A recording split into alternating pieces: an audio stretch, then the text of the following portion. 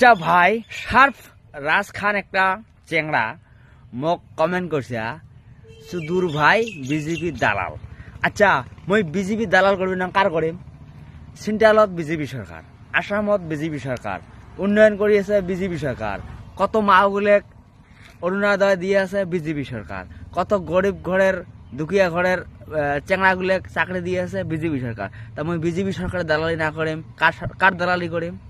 তো এই যে শার্প রাজ খান যে চেংড়া মোক বিজেপির দালাল কইছে, তাহলে মুই যে পোস্ট করলাম, ভাই তুই কার দালাল?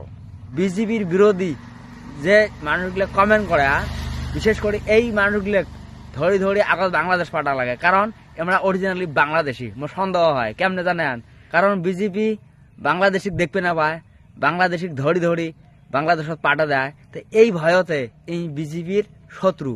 তা মুই ভাবাং যে মানুষগুলো বিজেপির বিরুদ্ধে বেয়া কমেন্ট করা, এরাই হয়েছে অরিজিনাল বাংলাদেশি।